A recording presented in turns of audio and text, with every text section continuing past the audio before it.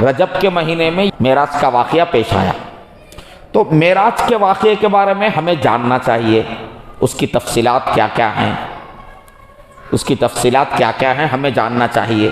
لیکن جب معراج پہ جا کے آپ آ گئے تو آنے کے بعد یوں سمجھو کہ 11-12 سال آپ دنیا میں رہے، لیکن پہلے سال جب معراج کا واقعہ ہوا اس پر 1 سال گزرنے کے بعد پھر رجب کا مہینہ جب آیا اور وہ تاریخ آئی جس میں آپ کو معراج پر بلایا گیا تھا، تو آپ نے صحابہ سے یہ نہیں فرمایا کہ وہ رات آ گئی ہے اس میں تم عبادت کرو، نمازیں پڑھو، دعائیں کرو، رات بھر جاگو، جیسے جو ہے نا تم کیا کرتے ہو شب قدر میں عبادت کرتے ہو، شب برات میں عبادت کرتے ہو، ویسا آپ نے نہیں فرمایا۔ بات سمجھ میں آ رہی بھائی؟ تو یہ معراج کی جو رات ہے نا، وہ رات جاگنے کی، عبادت کرنے کی، دعائیں کرنے کی رات نہیں ہے۔ جاگنے کی، عبادت کرنے کی رات 2 ہیں، ایک شب قدر ہے اور دوسرے شب برات ہے۔ اور اسی طرح سے رمضان کے اندر کل اگر عید ہے تو آج جو چاند نظر آیا نا، وہ چاند کی جو رات ہوتی ہے وہ بھی جو ہے نا دعائیں کرنے کی رات ہے اور اللہ سے مغفرت طلب کرنے کی رات ہے۔ تو میرے بھائیوں بزرگوں، رجب کے بارے میں یہ بات ہمیں جان لینا چاہیے کہ جس رات کو اللہ کے نبی کو معراج پر لے جایا گیا وہ رات کیا نہیں ہے؟ عبادت کی رات نہیں ہے۔ اب اگر کوئی بندہ فرض کرو کہ اس رات کو کیا کرتا ہے؟ عبادت کر رہا ہے، رات بھر دعائیں کر رہا ہے اور ویسا کرنے کو ضروری سمجھ رہا ہے، تو یہ بندہ اچھا کر رہا ہے یا غلط کر رہا ہے؟ غلط کر رہا ہے۔ کیوں غلط کر رہا ہے؟ غلط اس لیے کر رہا ہے کہ جس چیز کا اللہ نے حکم نہیں دیا، اللہ کے نبی نے کر کے نہیں بتایا، وہ کام ہم کر رہے ہیں۔ تو اسی لیے شروع میں نے عرض کیا تھا کہ رجب کے مہینے میں کیا قرآن حدیث سے ثابت ہے اور کیا ثابت نہیں ہے، وہ ہمیں کیا ہونا چاہیے؟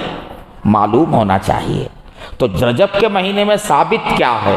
ثابت یہ ہے کہ یہ ایک محترم مہینہ ہے اور اس میں چاند دیکھ کر یہ دعا کرنا ہے اور رمضان کی اس کے اندر جو ہے تیاری کرنی ہے۔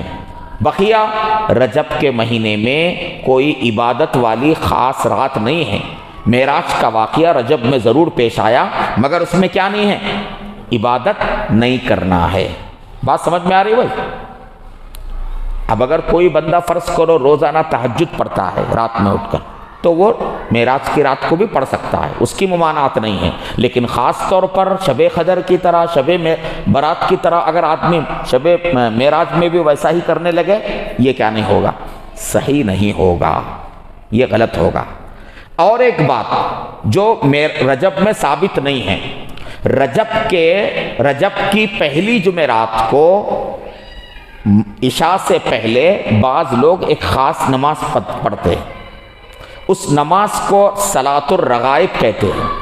وہ خاص نماز کیسا بعض لوگ پڑھتے؟ 12 رکعت پڑھتے، ہر رکعت میں سورہ فاتحہ کے بعد جو ہے نا 3 مرتبہ سورہ قدر، انا انزلناہ فی لیلۃ القدر، اور 12 مرتبہ سورہ اخلاص۔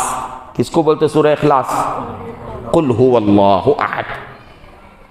یہ پڑھ کر ایسا 12 رکعتیں پڑھتے ہیں۔ تو میرے بھائیو یاد رکھو، یہ عمل نبی سے ثابت نہیں ہے۔ یہ عمل کیا نہیں ہے؟ نبی سے ثابت نہیں ہے۔ ایک من گھڑت حدیث ہے، حضرت انس رضی اللہ عنہ کی طرف منسوب ہے، اس میں یہ اس کا ذکر کیا گیا ہے، لیکن وہ حدیث صحیح نہیں ہے، بلکہ کیا ہے؟ وہ موضوع ہے۔ وہ حدیث موضوع ہے۔ موضوع حدیث کسے کہتے ہیں؟ موضوع حدیث اس حدیث کو کہتے ہیں جس کو گڑھ لیا گیا، یعنی پیغمبر نے نہیں کہا، بات کے لوگوں نے اس کو گڑھ لیا اور گڑھ کے جو ہے حدیث کے نام سے مشہور کر دیا۔ سمجھ میں آ رہی بات؟ تو یہ اس طرح کی کوئی نماز، خاص عبادت رجب کے مہینے میں کچھ نہیں ہے۔ اسی طرح سے بعض جو ہے نا کیا کہتے ہیں، دین کا علم نہ رکھنے والے لوگوں کے اندر رجب کے کنڈوں کے نام سے بھی ایک رسم ہوتی ہے، اس کا کوئی تو ہے تعلق نہیں ہے دین سے، اسلام سے اس کا کوئی تعلق نہیں ہے۔ ویسی کسی رسم، ہر قسم کی رسومات سے ہمیں بچنے کا اہتمام کرنا چاہیے۔ بعض لوگ کیا کرتے، मेराज की रात में इबादत करके दूसरे दिन रोज़ा रखते, वैसे किसी रोज़े का जिक्र नहीं है। या रजब के महीने में ख़ास किस्म के रोज़ों का हुक्म भी नहीं है। हाँ, अगर कोई बंदा हर महीने चंद दिन रोज़ा रखने का अहतमाम करता है और वैसा बंदा रजब में भी अगर रोज़ा रखता है तो उसमें कोई हरज की बात नहीं है, नफिल रोज़े रखे जा सकते हैं। लेकिन ये समझ कर रखना कि ख़ास तौर पे रजब के महीने में ये फ़लाँ रोज़े रखना अफजल है, उसका सवाब ज़्यादा है, तो ये समझकर जो है रोज़े रखना ये साबित नहीं है। तो मेरे मोअज़्ज़ज़ भाइयों बुज़ुर्गों, इस पूरी गुफ्तगू का खुलासा ये है कि हमें दीन के अंदर अल्लाह की रज़ा अगर हमें हासिल करना है और अल्लाह का ताल्लुक़ हमें हासिल करना है तो क्या करना है? दीन में जो चीज़ साबित है उस पर अमल करना है, मजबूती के साथ अमल करना है, और जो चीज़ दीन में नहीं है उसको छोड़ना है।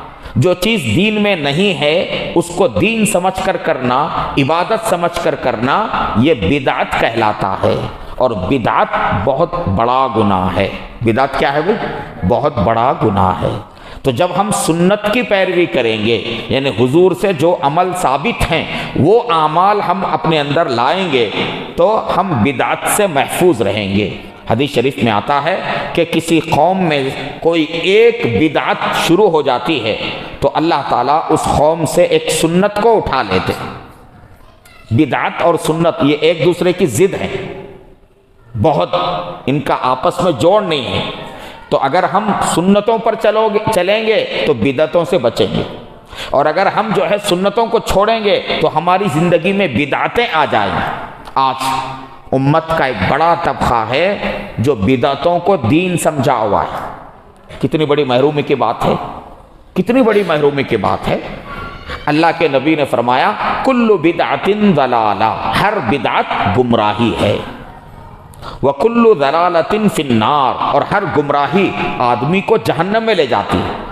तो हमें क्या करना है? जो चीज़ें सुन्नत हैं उन्हें अपनाना है, और जो चीज़ें बिदअत हैं उनसे अपने आप को बचाना है। बिदअत